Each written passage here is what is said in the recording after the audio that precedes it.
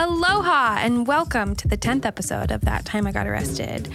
I am on social media. Did you know that? B. Casper on Instagram, That Time I Got Arrested on Instagram. If you would like to submit to the podcast, please write me an email, thattimeigоtarrested@gmail.com. This is the last episode of season 1. Did you know I was doing seasons? Yeah, me neither. This is actually the last time that I got arrested. So this episode is a big deal, and it is the beginning of something new. And I hope you guys will stick it out with me and hear what's coming next, because I've got some really exciting stuff in store for you and for me. So please hang out with me. I love you. I would like to shout out Jazz Buzz Studios. My producer, Erin, is my mother and my therapist and my recording engineer and pretty much everything in between, all of those things. And he also produces 2 other really awesome podcasts that I am a huge fan of. One is a close personal friend of mine, Mike O'Keefe, his podcast, Multiple Idiots, where he interviews potential groomsmen for his up and coming wedding, which I think is scheduled for 2029, right? No, I'm just kidding. He's so funny, though, and his podcast is hilarious, and you guys should check it out. Multiple Idiots, everywhere you can find podcasts. You found this one, right? So I'm pretty sure you know how to do this. Another one, this is all a Jazz Buzz family. You guys, I want you to support me, but I also want you to support these people, too. Kalina Ote has a podcast called Cringeworthy. It's the grossest show you've ever heard, and where they take shots of Malort and they talk about the most disgusting stories you could possibly imagine.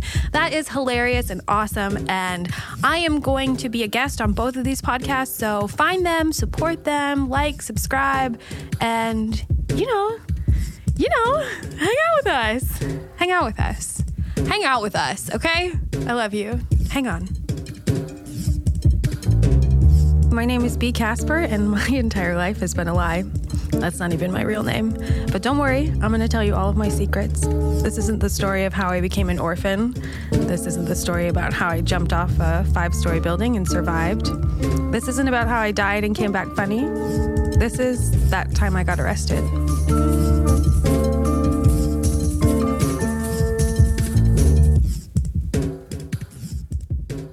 A little bird told me that you like the way my voice sounds. And that's nice. That's really nice. Did you know that I'm a nerd? I listen to every episode 3 or 4 times, mostly so that I can hear the incongruency in the way that I speak and the way that I tell stories, so that hopefully I'm getting better at this. If you feel like I'm getting better at this, that's because I'm actively working on getting better. But a lot of what I've been hearing from you guys is that you like the way my voice sounds. And I hate it. I mean, I don't hate it, but God, it's annoying to me to hear myself talk. So it's so interesting that y'all think it's soothing. Is it soothing? Do I sound soothing to you? Am I soothing you right now? Am I making you feel good and relaxed and at ease? And do you feel like we're just sitting across from each other and I'm just a close personal friend of yours, and I'm telling you all this stuff that's important because you care about me and you want to, know what I've been through and what makes me the person that I am today. And so I'm telling you all of these things, I'm telling you my secrets. Are you getting tired of me telling you that I'm telling you my secrets? Because is it really a secret if I'm fucking telling everyone? Well, it's not just everyone. It's only you special people listening to this right now.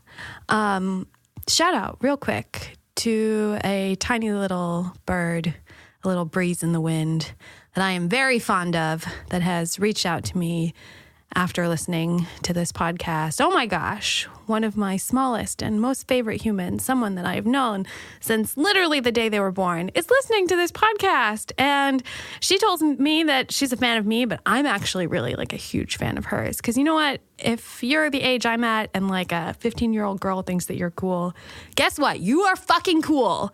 So there's a 15-year-old girl out there that thinks that I'm cool. And honestly, that's the only thing in this world that really makes me cool is her. So, hey girl, I love you. So, diving in. Ready? You and me. I don't want to do this. I mean, okay, that's not really what I mean. It's not that I don't want to do this. It's that, man, this is where everything changes. This is the story that is going to shift my entire life. This is the snowball, the beginning of it. You know what? This is like the flake of snow that is an avalanche in my life. This is fucking how I went to prison. You guys want to know how I went to prison? Are you interested in that experience? I'm a witch and I'm magic. I'm a magic witch. All right, stick with me, okay? I'm serious when I say that. I'll say that to people sometimes and they don't entirely believe me, but it's true. And I've been a witch since the day I was born. I think that I knew that I was a witch when I was in utero, and I knew what kind of life I was about to have. I could sense it. So I took my umbilical cord and I wrapped it around my neck and I tried to strangle myself while I was being born. And what I ended up doing was popping the blood vessels in my eyes. So when I came out, my mom told me that when I was a child, when I was an infant, when I was like really fresh, like a day old, I looked like a demon because I had red bloodshot eyes because I had tried to kill myself, in labor. But I survived. I'm also immortal, probably. I mean, I'm a witch, so it's really hard to kill me. I mean, trust me, not for lack of trying, but it is difficult to remove this soul from this body. So I'm a magic witch, and I grew up Catholic.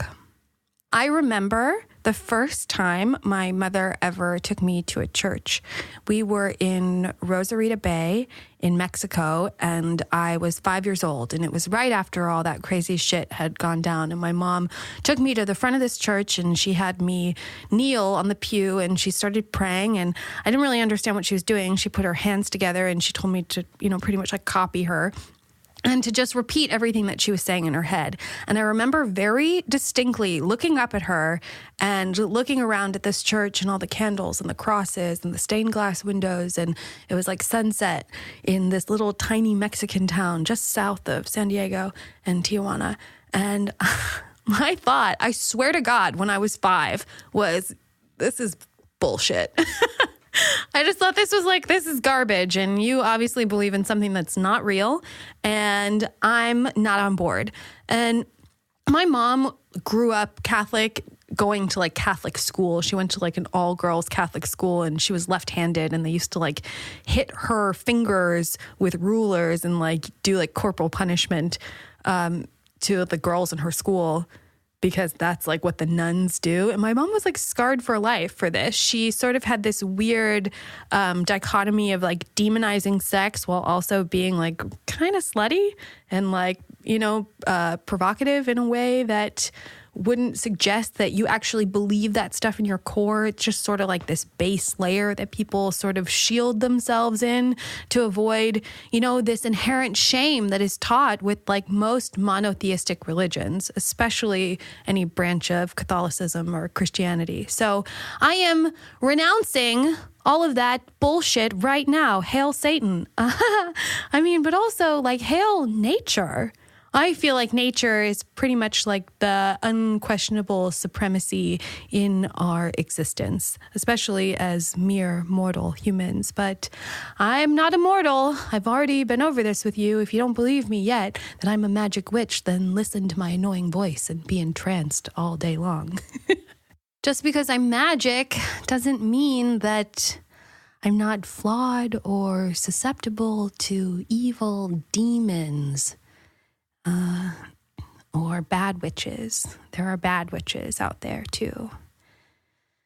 I'm going to tell you about a bad witch. Not a bad bitch, okay? A bad witch. I met this psychic in Fort Myers, Florida with my friend Jordan while we were on vacation. Her mother is a therapist, and one of her clients would pay her by letting her use his beach house whenever she wanted, basically, in Fort Myers. And we would all go there and, sort of like chill on the beach for a couple of days. And, they usually go there over Christmas, but we went in like June or something, just for fun. And Jordan is this girl that I've known since I was 10 years old. She is my best friend other than Hannah and Sydney. And she is someone who's like really close to me. I'd say she's more like a sister than anything else. She's very special and very important.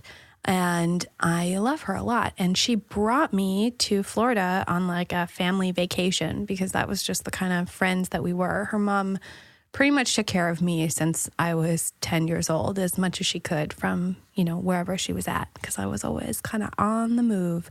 But I went on this family vacation and we found this psychic in this tiny little beach town, and we like went in and saw her. And I was selling drugs, and I was, pretty involved in that lifestyle. And Jordy and her mom, they both knew that about me. They knew that I was a drug dealer, and they knew that I was kind of just doing whatever the fuck I wanted. But also, I guess one of those things is like, to know me is to love me. Like if you really get to know me, it's kind of hard like not to love me. Maybe it's because I'm a magic witch, or maybe it's just because I'm a fucking cool person who's been through some shit. And I think that adversity builds character. So I think I have a lot of character, wouldn't you say? So I saw this psychic, and we both did, and we had these like separate readings. And this psychic, she was also a witch, and she was one of these like weird witches that believed in like Christian stuff, but also like witchy stuff. It's like, you don't understand that that's an oxymoron.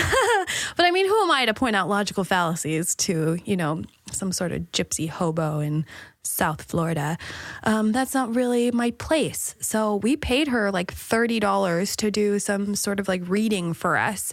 And you know what? This lady was pretty spot on. She had pulled a bunch of like weird things that there was no way she could possibly have known about me. Like, she knew that I had been raped when I was a child. She knew that I was a drug dealer. She knew all of these like things that you couldn't just like guess from like the Free People dress I was wearing, you know what I mean? And like the braids in my hair. Like, she definitely had no way of knowing these very specific details of my life, but she did. And why I didn't heed her warning more carefully, well, let me tell you. So this psychic, she told me that I was going to get arrested and that I was going to go away for a very long time. She specifically told me that I was going to be somewhere where the sun didn't shine. And I was like, yeah, that's ominous.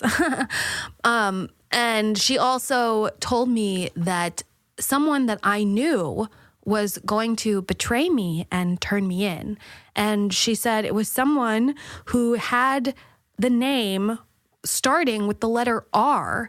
And the only person I could think of at that time that I knew with the letter R was Rachel. Rachel, my cousin Rachel. And I was like, oh, you're so dumb, lady. There is no way that my cousin, my fucking closest relative, the girl I've like grown up with, like literally since I was born, there's no way that that person is going to betray me. And in 2 months, I would meet another girl named Rachel, and I never put two and two together. So maybe I'm a bad witch. Maybe I'm bad at being a witch, too. Maybe I don't know how to use my magic all the time. Maybe I have all this magic and I don't know what to do with all of it sometimes. Do you ever feel that way? Do you ever just feel like you're like bursting with something, whether it be like creativity or like an idea or just a feeling? Do you feel like you're bursting with something sometimes and you don't even know what to do with all of this like energy that you have? Yeah, me too. Okay? Me too. I don't know what I'm doing sometimes. So this psychic told me that I was going to get betrayed, and that this person was going to put me in jail, and that she could prevent it if I gave her $500 for her to like build some sort of star chart for me. And I just was like, okay, imagine me like doing the jerk off motion with my hand right now, because that's literally what I'm doing. That's how I felt. I'm like, okay, lady, whatever. And, she didn't give Jordy that like accurate of a reading. So we sort of just like shrugged it off. Just thought, whatever. Hindsight is funny, isn't it? Ugh. So 2 months later, I was at a music festival called Camp Zoe, and it was about 30 miles south of Salem, Missouri, and it was in the Ozark Mountains, and it isn't running anymore, but it was honestly one of the coolest fucking venues you could ever have a music festival at. And they did these like really small underground fests with like not really any big huge acts, but like side acts would come. And I was dating this DJ for a little while when I was younger, and I would like go to different festivals that he was playing to like hang out with him. And I went to this festival at Camp Zoe, and I was by myself because I was there to see a boy, so I wasn't like rolling with a crew. I mean, I was selling drugs, and I had, the time and money and like the opportunity to like go do this kind of stuff. And when you get like free tickets to something because you know someone who, is about that life, then it just, everything is like open for you, That's just the kind of life I was leading. It's hard because that person that I was back then feels really far away from who I am now. And it's like I'm talking about somebody else, but I'm talking about this like young, naive, vivacious, magical, adventurous, brave, really like excited about life. I was super enthusiastic to like be doing the stuff I was doing. I went to this music festival by myself, and I had a sign that said free hugs. And while I was like waiting to see this guy that I was there to see, I just walked around this music festival by myself with a sign that said free hugs. And I just hugged people all day. That was what I did all day. Oh, that fucking sign is the reason that I met this fucking girl. Hannah made that sign for me, before another music festival that we went to together.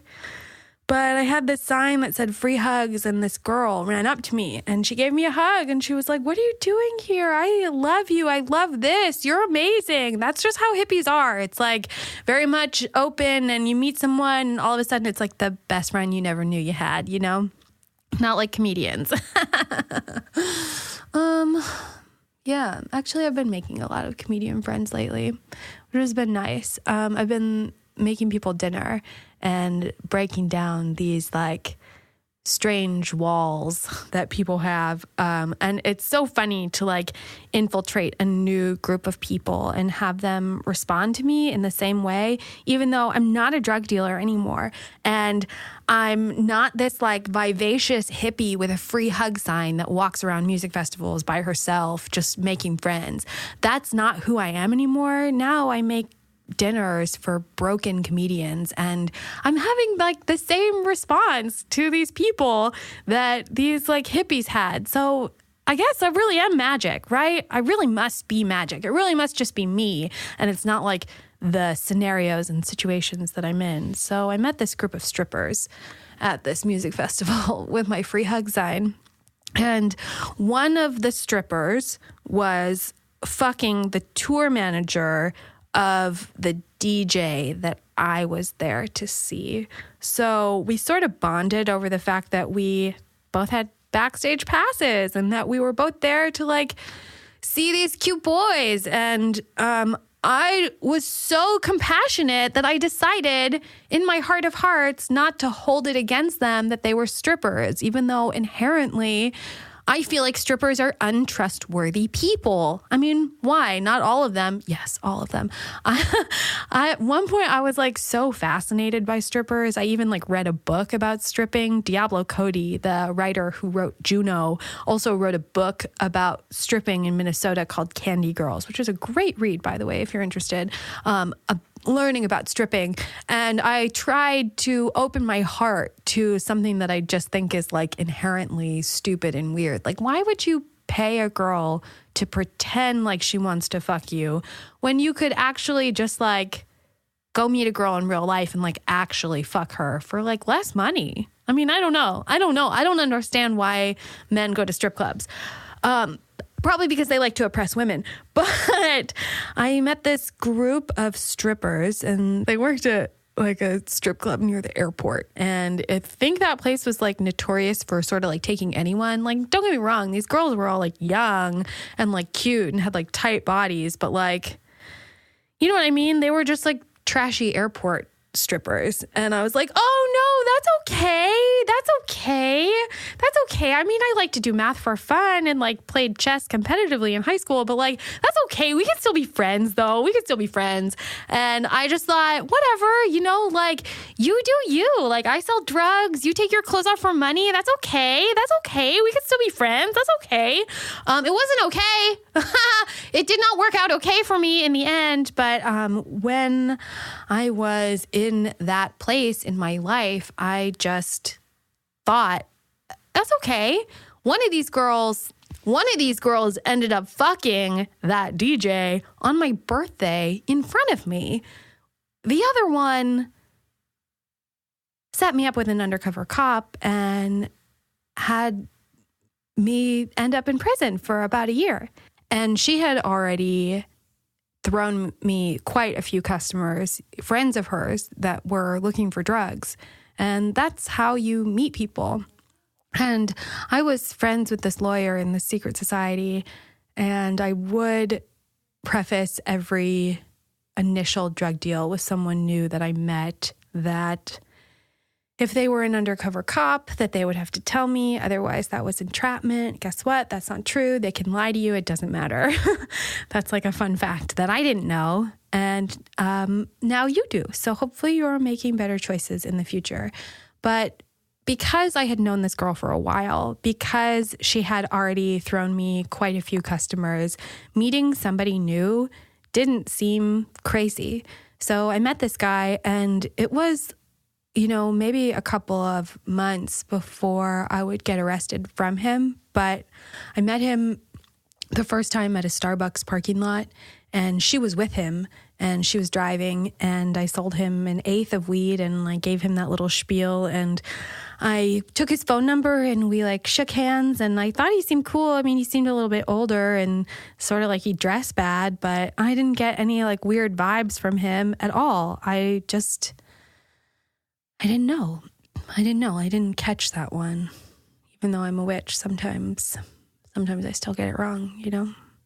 So I sold him weed a couple of times, and I was this, you know, hippie acid dealer that was growing a lot of pot.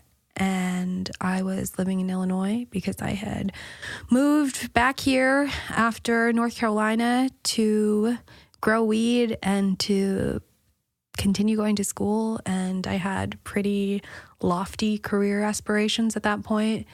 But I thought I had my shit under control. I had a good amount of money, and I put that money back into my business. I had started growing my own weed, and I had a grow house that was separate from where I lived.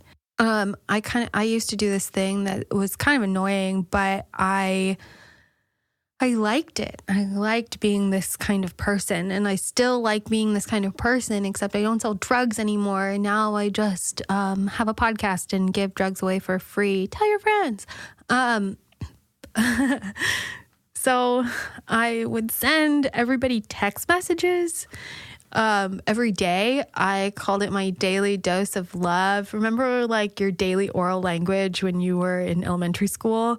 Well, I thought, and this was before Twitter was like a huge thing, and you know, like Facebook and Instagram didn't really become like crazy popular until everyone had a smartphone. Like I was one of the first people to like have like a BlackBerry, you know, because I just like had drug money, so I could afford like an $800 phone, you know? And I would send everyone these like mass group text of just like a like positive message, just like a quote or like something silly, like a little poem I would write. And instead of putting it on Facebook, I would send it to like 300 people. And so I'd send them these text messages. And one day, this undercover police officer asked me if I had any harder drugs. And I was like, yeah, of course. Like, what are you looking for? And he asked me for cocaine. And I was like, no, dude, like, no, I don't sell cocaine. I'm like, no. And even though I knew where to get cocaine from, I just thought it was weird that he was asking me because I didn't really know him that well. That seems like something you'd ask someone you like knew a little bit better. So I told him that if he ever needed to go to an NA meeting, that I would be happy to take him because it sounded like maybe he didn't have like a good grip on his drug use. So I would send him these like lovely little messages every day. And I told him I would take him to an NA meeting. And fuck, do you want to know the real reason this happened? Because at the end of the day, it's like, I'm not the good guy here. Like, yeah, I went to prison so that I wouldn't turn in my friends, but also like I went to prison because like I'm damaged and I trusted the wrong people. Like this girl and this undercover cop, like I should have known better. No one else that I sold drugs with got into a situation like this because they weren't damaged like I was. They didn't need this like constant validation that I was like a worthy human being. You know, I didn't have to be nice to everyone. I could have used some discretion on my part. I could have like handled that situation differently and better. And also I got greedy because this undercover cop, every time I would sell drugs to him, he would increase the amounts that he asked for, which seemed safe at the time because I was just thinking like, oh, he's like, you know, selling to his friends, or, oh, he really likes my product. Like, that's so great. You know, he got an eighth and then he got a quarter and then he got an ounce and then he wanted 2 ounces and then he wanted more. And he was like, wow, your weed is so good. He said that he was going skiing in Colorado and that he wanted to take some of my weed to his friends out there. And I was like, wow, oh my gosh. I was like flattered. I'm like, you think my pot is good enough to like share with your friends? Like, all right. I will make this like special trip just for you, just to get you this like large quantity of weed that you're looking for. And he knew that I was growing weed because he had heard it from that fucking stripper who had obviously informed him of everything that I was doing. So we made a plan. We were all going to go see Fish at New Year's. And right before I left, right before I was about to leave, I met up with this guy at my grow house, and I had like an efficiency, which I don't know if you know what that is. It's like a studio apartment with no kitchen, and I needed something that was not in a super great neighborhood, and I needed something that was not where I was actually living, and I needed something where I could use all of the space to house all of the plants that I was growing weed with and not have like an overt crazy electric bill, you know, because if someone was living there and also growing weed, it would look more suspicious as if someone wasn't living there. It's called a trap house, you guys. I had a trap house for weed in Illinois. And this undercover cop told me that he was really interested in learning what I did that made my weed so special. I mean, he basically just like flattered me, and it worked. And I met up with him the day before I was supposed to leave to go to Fish with all my friends for New Year's. And he came inside, and I used to also do this funny little thing where I would keep like foam heart stickers in my pocket, and every time I would see someone, I would like take one out and I'd peel off the back and I'd stick it to their heart and I'd hug them real deep and I'd look them in the eyes and I'd say, it's because you're beautiful. Because I just wanted to be that kind of person that like made everybody feel special and good, because everybody is special and good. And I also feel like every single person is like a piece of me, and I like to feel connected to people. And I used to not have any discretion because I thought, oh, I'm just connected to everyone. And now I'm like, no, I'm connected to the people that I'm connected to and that make me feel good and who I have like a genuine emotional exchange with that is healthy and something that is nourishing. But, you know, you have to protect yourself. You do have to protect yourself because everybody is not safe and good for you. And I learned that the hard way. And I hope that if you're listening to this, that you can do better than I did because I trusted this guy, this undercover police officer. And I trusted this girl, this fucking stripper. And I knew deep down in my soul, I fucking knew, like on the way to meet up with this guy, I was like late because I met up with somebody else and I dropped off like a quarter pound of weed like before I met up with the undercover police officer at the grow house, which I shouldn't have met him there. I shouldn't have met him there. I was taking a long time because I think deep down I knew. And I knew this girl was bad news, and I used to defend her to all of my friends who would say that she probably wasn't the best idea. But I don't let people tell me what to do, so I just make a lot of mistakes. And I made this mistake real hard.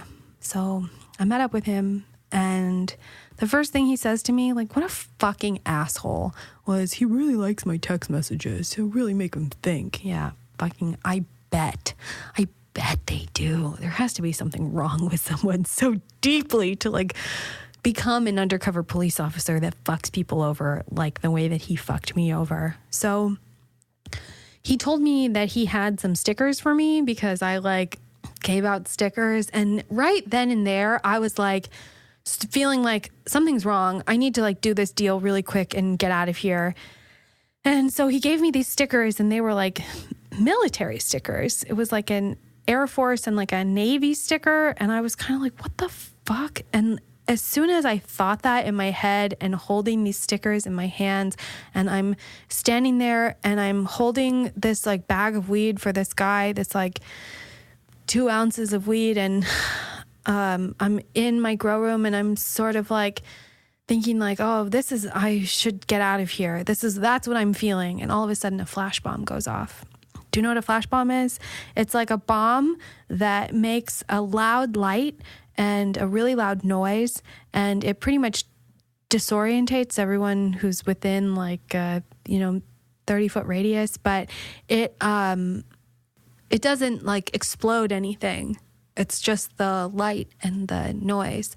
And so the bomb goes off, and I start seeing spots, and I have no idea what's going on. And the next thing I know, there are like 10 cops and SWAT team members. And, it's just me. It's just me and this guy, this undercover cop. But they arrest both of us at the same time. And I like immediately start crying because I'm like a bad bitch, but I'm not like a tough guy. You know what I mean? Like there's such a huge difference between those two things. I'm not a tough guy. And so I just immediately started crying, and they whisked me away pretty quickly. So I didn't even really get to see, what was going on. But I was standing there red-handed with 10 plants in a trap house and selling this dude ounces of weed. And I had like $1,300 in cash on me because I had just gotten rid of that quarter pound like right before I met up with him. So they put me in the back of the cop car, and they said that they weren't after me. That was the first thing that they said to me, that they weren't after me, that they were after a guy that I was selling drugs to, that he was like a known criminal, and they wanted to know if he was paying me in stolen merchandise. And I was like, what the fuck are you talking about? And I was just like, oh man, like what? And that's what they said in the car. And mind you, I'm still pretty disorientated from the flash bomb at this point. And they drive me to the police station, and they put me in like a back room, and they handcuff me to a chair. And they leave me in there for about 3 hours by myself, just sitting there waiting, having no idea what's going on, and kind of like with my dick in my hand, basically. Like, I know I'm fucked. I know I'm so super fucked, but like, how fucked am I? I don't really know yet, Finally, the detectives come in and sit down and offer me a cigarette. And I smoked it indoors, which is like after you were even allowed to do that in Illinois anymore. I smoked this cigarette with them. It was a Marlboro Light. And it was the best cigarette of my whole entire life because I was pretty sure it was the last cigarette I would ever have. I don't smoke cigarettes anymore. I pretend to smoke them sometimes, though, when I'm on drugs. So I smoked a cigarette and they pretty much laid it out for me real quick and easy. They gave me a choice. They said, you can set up 3 people the same way that you were set up. And I was like, wait, I was set up? I'm like, wait, so that guy wasn't, wait, he wasn't a criminal that you were after? Why did they even tell me that story? I don't know. But yeah, so they said I could set up 3 people the same way I was set up. And I said, what does that mean? And what that meant was I would have to introduce an undercover police officer to a known drug dealer. I would have to facilitate several drug deals between them. And then I would, obviously have to help them set up an eventual arrest, like the same way that stripper had set up mine. So that's when it all kind of came crashing down is, oh, he was an undercover cop. Oh, I was set up. Oh, that girl sold me out? Oh, fuck. Now are you telling me I have to sell somebody else out? What the fuck? And they said I could either set up 3 people the same way I was set up, or they would prosecute me to the fullest extent of the law. And I was like, what do you mean the fullest extent of the law? And so immediately I was just like, okay, fuck you guys. Fuck all of this. Do whatever the fuck you are going to do, because I'm not going to play ball with you at all. That was just like my knee-jerk reaction was to tell them to go fuck themselves. So instead, they went to fuck me real hard in the ass. No lube. Not even dinner first. They wrote me up for 13 felonies, which was pretty much as many as they could possibly find. Like, they wrote me up for stuff that had nothing to do with what had actually happened, but just anything, any little thing that they could potentially charge me with came crashing down. My bail was $750,000. So they had every intention of keeping me in jail either until I, helped them or until I broke and took whatever plea deal they offered me, which the first one I got was 4 years. 4 years in prison. So my grandparents ended up bailing me out of jail. My grandparents spent $75,000 on getting me out of jail. My uncle was my lawyer, and fuck. Fuck, right? Just fuck. I feel bad about this, like retelling this story. It makes me feel shitty. I didn't think my grandparents were going to bail me out. I thought I was going to stay in jail forever. My cousin Rachel, isn't that funny how that works out?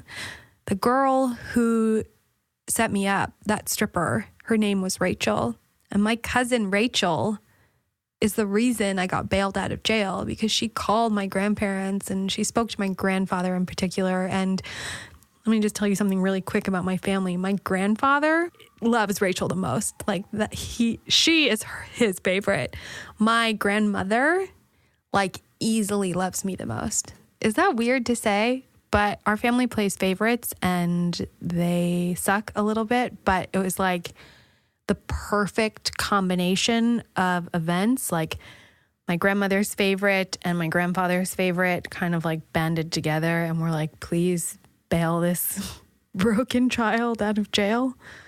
I ended up fighting that case for over a year, so I would have been in jail for an additional year had my grandparents not bailed me out. And $75,000 is a lot of money. And you do get that money back eventually when the case is closed. However, they keep 9%. So that's $17,000. So my grandparents didn't pay for college, but they bailed me out of jail and, pretty much spent a year's worth of tuition on nothing, on bureaucracy. And that is the big story of the arrest that led me to going into prison. So I hope that you trust me, and I hope that you can stay with me because the format of these podcasts are about to change a little bit. So what I'm going to do next is I'm going to start getting into going to court, fighting this case, going to prison, everything that came after that, house arrest, parole, probation, everything. And I'm going to interchange that with interviews of comedians who have also been arrested, and it's going to get a little silly and it's going to get really dark. So I'm going to volley back and forth between silly, dark, silly, dark. I want to keep you on your toes, and I want to keep you with me because it can't be dark all the time, right? Some people have been arrested for stuff worse, and most people, not so much, but we're going to keep it light. We're going to keep it fun. And I'm also going to get super real and ugly. It's going to get dark, you guys. But I love you, and I'm so grateful that you're here and that you've made it this far. And this is pretty much like the first season. So you are my OG listeners, and I really hope you stick with me and hang out until the end. Till the end, baby. Bon voyage.